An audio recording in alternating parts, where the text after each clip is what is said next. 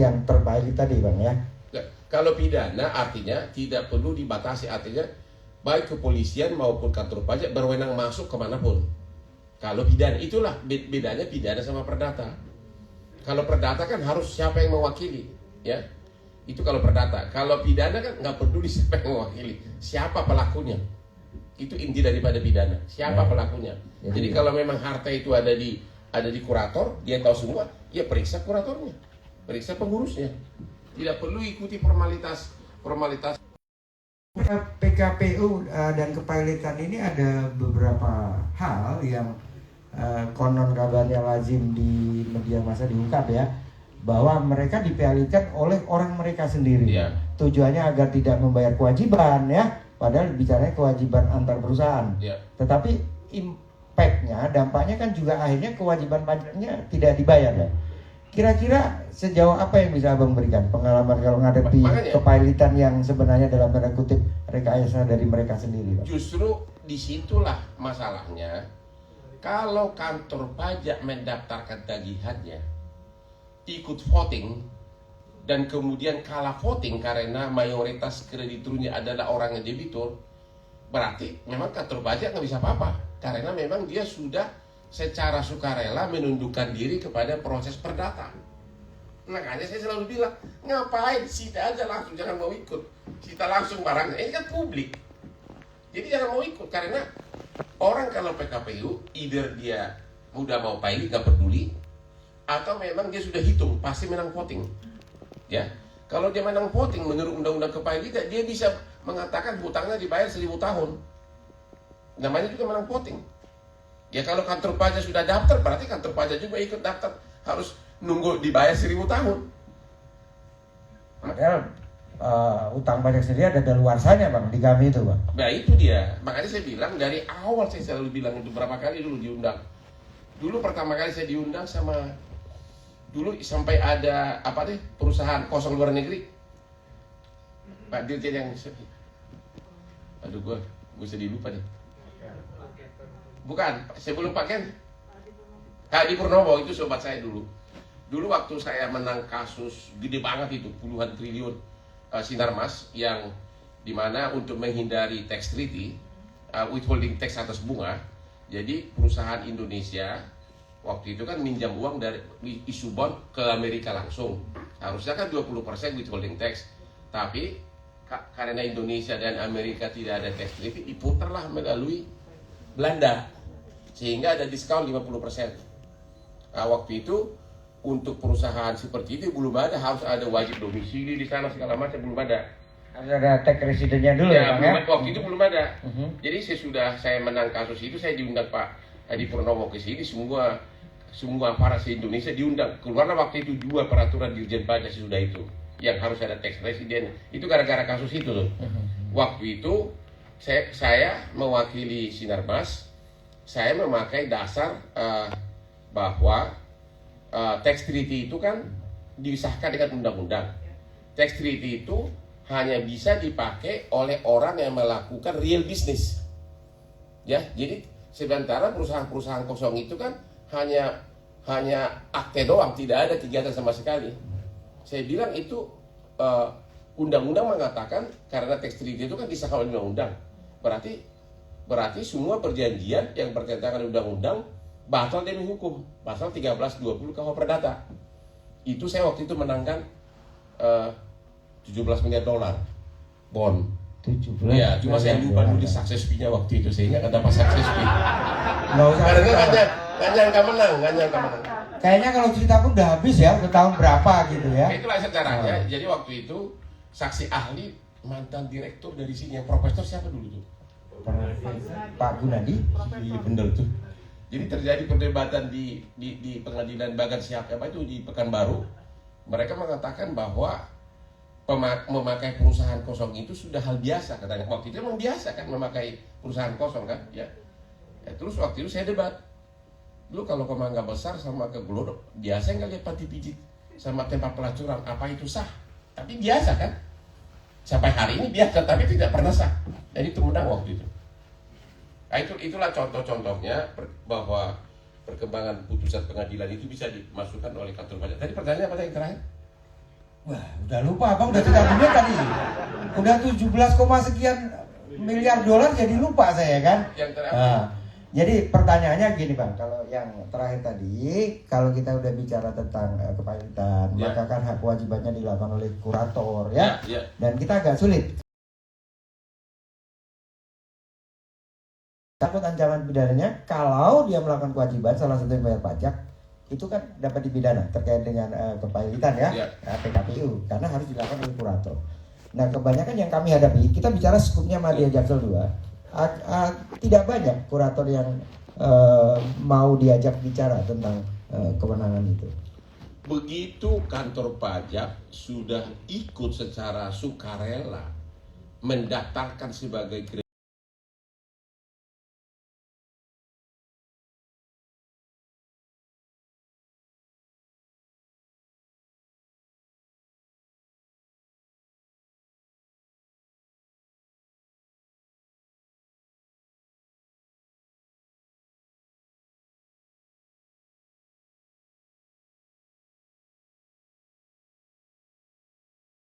kewenangan publik dari kantor pajak. Tapi ilmu dan pengalaman Abang ini kayaknya sayang kalau untuk dibuang ya. Nanti kita minta summary-nya ya. Abang cerita pengalaman gitu ya, testimoni aturannya dalam bentuk buku Bang. Jadi nanti kita generalisir ke jajaran Kanwil Jaksel 2 ya Pak Haji ya. Nah, kayaknya sayang kalau cuma di sini aja. Dan kayaknya nanti ada waktu khusus setelah acara ini Pak Kanwil, Bang Hotman sama Bang Haji di satu ruangan kita tinggali. Biar beliau cerita, kita tunggu arahannya ya. Karena beberapa hampir semua ya kepala KPP di sini hadir, tentunya ini bisa kita terapkan di kantor kita. Sedikit Bang, ini pertanyaan lain yang berhubungan dengan dunia Abang. Bang, kalau menurut Abang, teman-teman Abang yang artis itu jujur pajaknya nggak sih Bang? Kalau artis enggak, karena artis itu kan dibayar oleh TV langsung dipotong itunya. Apa namanya? Pajak apa namanya itu? Yang sudah di pasal 21. Saya sampai tahu karena saya host di 3 TV. Ya. Jadi nggak pamer ya Bang, cerita doang kan? Iya, jadi saya host di 3 TV. Katanya pasal 21 terus akhir tahun katanya cuma 50% yang kena masuk ke pajak progresif begitu kan? Gue jadi pintar nih. Jadi saya itu memang hidupnya begitu, hampir tiap hari syuting. Kalau mau nonton Trans TV tiap Sabtu Minggu prime time jam 20.30. Kalau Metro TV tiap hari Rabu jam 9.30 masalah-masalah nasional. Satu lagi di Hotman Paris Show di iNews TV. Jadi memang artis itu memang nggak ada masalah pajak karena sudah dipotong langsung.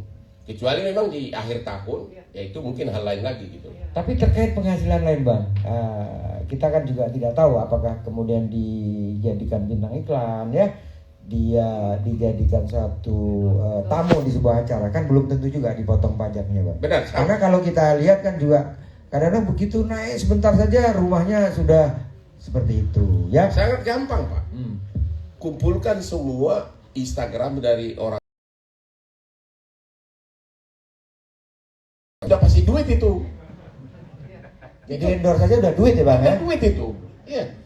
Jujur aja saya ambasadornya Kopi Kenangan ya Sultan Boba.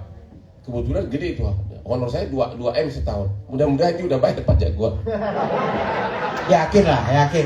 Gak akan sampaikan kalau belum bayar pajak ya Bang ya. Nah. Itu sampai 2 miliar setahun. Honornya doang saya hanya ngomong kopi gitu. Saya pura-pura bikin somasi segala macam.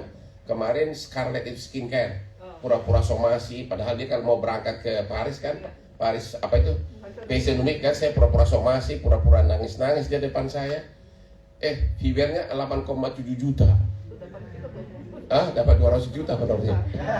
Gitu doang Bang ya? Ya itu doang, saya ngarang idenya, saya bilang jangan bikin iklan, kalau langsung belilah ini, orang gak akan nonton, saya bilang, harus dibikin cerita dulu. Pak ini jadi ketahuan gitu.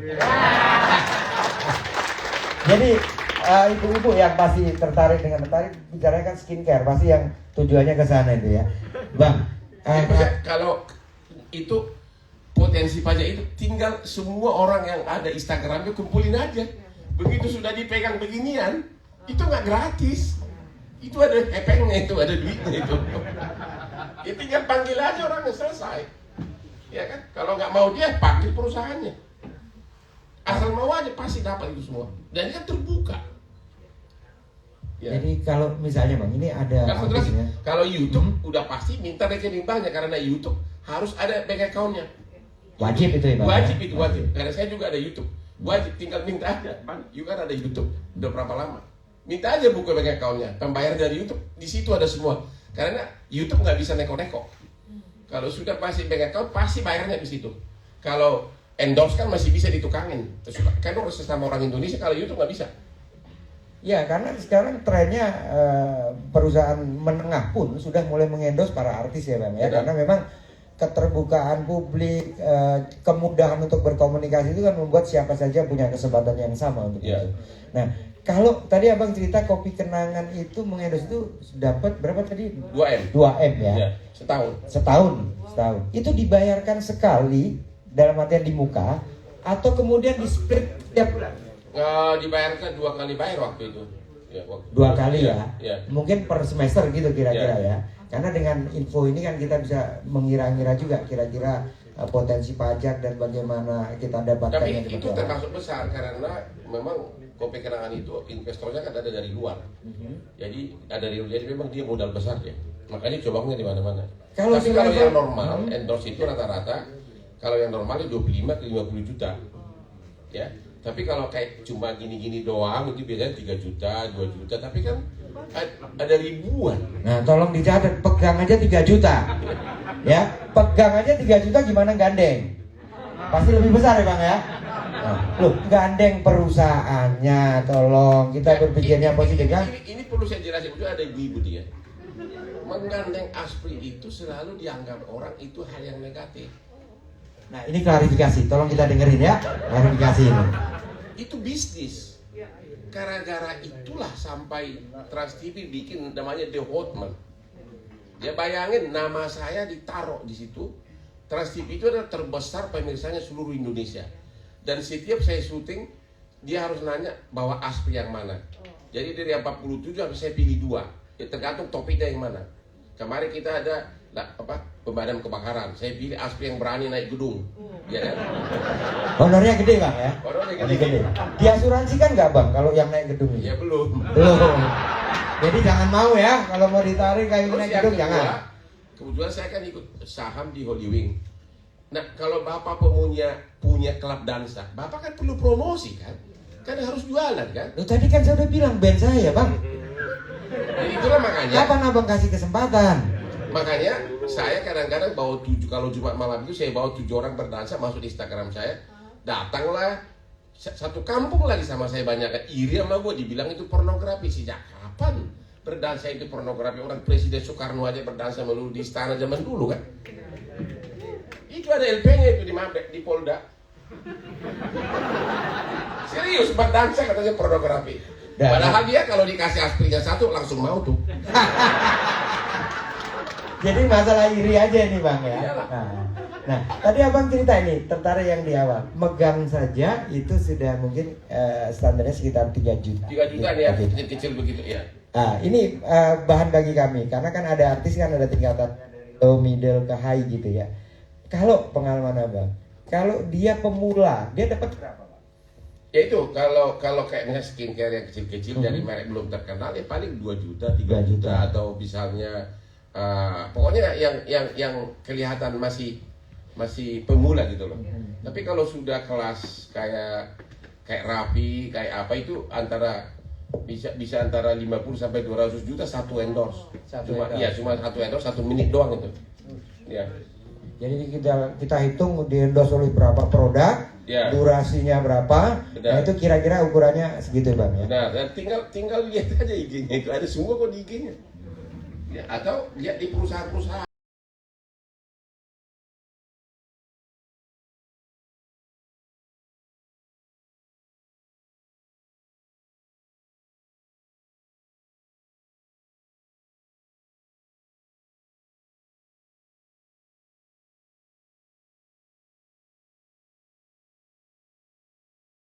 Posisi tawar dia dilirik oleh produser gitu bang. Tolong sampaikan bang, kadang-kadang dia pamer rumah kemudian kita kejar, bingung lagi bang, sewa lagi bang. Janganlah bang. Ya. Bukan hanya sewa, mungkin juga dari Sugar daddy, Pak. Dia sugar daddy. Ada bang, dunia seperti itu ada bang ya? Pak, saya kalau pergi kalian ke apartemen daerah Kokas itu, teman saya di situ banyak benar wanita cantik. Dan sebagian mantan pramugari yang sudah tidak bekerja. Karena waktu pandemi kemarin itu kan paling dia dapat 5 juta. Terbang tiap hari cuma 5 juta. Jadi itu habis hanya untuk naik ongkos Grab aja itu kurang. Jadi benar-benar di situ di mana-mana sekarang ini, ya saya nggak mengatakan di apartemen itu ya, takut nanti pencemaran nama baik. Jangan bang. Kita fokus aja. Hari ini penggalian potensi pajak dari Silo ya. Ya, maksud saya nggak tahu. Kan katanya kalau potensi pajak itu kan yang tidak halal pun kan merupakan objek pajak. Ya, dan sugar daddy di Indonesia itu tertinggi di Asia. Nomor 2 Malaysia. Itu apartemen itu di mana-mana apartemen itu kalau udah mantan pramugari tidak bekerja tapi pakai Hermes ya. Itu berarti saya pengalaman kita minimum dia dapat 100 juta sebulan dari yayangnya sama apartemen. Minimum itu. Bang, itu kisaran umurnya berapa itu? Bang, kayaknya makin seru. Saya ajak gabung Pak Haji di sini. Kita diskusi penggalian potensi ya. Masalah umur, masalah ini soal nanti. Coba sediain kursi, kita ajak gabung Pak Haji ya. Setuju ya? Biar berani di depan. Jangan ceritanya di belakang. Nanti malah nggak bisa laporan ke Pak Kakanwil ya. Nanti bila perlu kompatriot saya yang di KL itu kita undang juga. Rasanya menjadi seru hari ini ya. Tadi saya sudah dapat cerita, Bang Hurma bisa sampai jam 11 lebih dikit sehingga apapun boleh kita tanya hari ini ya Bang ya. Boleh. Nah, tapi pertanyaannya, makanan udah sedia belum nih ya? Bu Juli mana nih? Sudah ya? Baik. Nggak dijawab, saya jawab sendiri, pokoknya ada. Gitu aja ya. Nah, coba carikan kursi. Saya pingin Pak Haji menemani saya ini, biar suasana lebih hidup lagi nih. Nah, nggak apa-apa, kursi itu aja udah jadi. Ini aja kursi yang biru aja. Kursi biru aja sini. Nah, saya kasihkan mic ke Pak Haji untuk nanya yang lain. Kasih 2 lah sama Pak Deddy. Nah, kita ajak gabung. Acara ini dari kita, oleh kita, untuk kita. Ayo gabung kita. Hai Pak Deddy. Coba, abang gimana? Mohon izin Pak. Pak Kanwil, teman-teman. Nah, sugar daddy-nya sesungguhnya Pak. The real sugar daddy, come on. Maju, Bang Deddy. Jadi saya nanya umur tadi bukan itu Bang Hotman. Kebetulan untuk bahan analisa aja. Ya. Kan pasti ada graduasinya kan. Kalau yang yang pramugari tua pasti nggak sebanyak itu dikasih sama sugar daddy kan gitu Pak. Nah kira-kira pangsa pasar yang kaitan dengan potensi makin muda artinya kan penghasilannya makin banyak gitu kan. Dan sugar daddy-nya bisa kita kejar gitu Bang Hotman. Saya kira sekarang ini sudah tidak ada batasan umur. Rata-rata dari bahkan lulusan SMA pun banyak banget. Ya, artinya sambil kuliah pun sudah banyak sugar daddy. Sambil kuliah tuh sudah ada. Saking saya nggak tahu apakah itu memang kebutuhan dari para laki yang memang sangat mendesak, ya. Dan itu banyak teman saya masih baru lulus SMA masih kuliah sudah punya sugar daddy. Ya apalagi mantan pramugari yang masih relatif muda loh, paling antara maksimum 28. Itu lagi asik-asiknya itu 28. Tapi balik lagi Bang, kita ke potensi pajaknya aja ya. Nanti kalau saya biarkan Pak Haji ini nanyanya agak keluar dari jalur gitu. Enggak, Tetap ya. Saya pikir masih di dalam jalur. Kan, maksudnya jalurnya nanti tadi PTKP ya Pak ya, PTKP-nya. Udah, gimana? Silakan Pak Haji. Tapi dengan segala kerendahan hati, dengan penuh kehormatan saya minta the real sugar daddy untuk gabung. Nah, ini satu kehormatan bagi kami. Nanti mungkin dari sisi sugar daddy-nya kita bisa minta tanya pengalamannya Pak Deddy ya kan. Tapi kan artinya tapi beberapa teman saya juga memang sugar daddy-nya dari kantor pajak Pak. Halo, coba ingat ya, benar ya Bang ya. Hati-hati. Kalau bisa jangan sebut nama Bang, inisial boleh. Ya, saya nggak sebut inisial aku, tapi udah di kantor pajak. Kalau menurut pengamatan sih sepertinya nggak diragukan lagi Bang. Ya semua kalangan lah. Semua kalangan. Pokoknya yang punya hepeng itu aja deh. Betul. Apalagi kalau cincinnya tuh banyak ya Bang ya. Tapi kalau Abang bukan di kotak, bukan di kokas dong.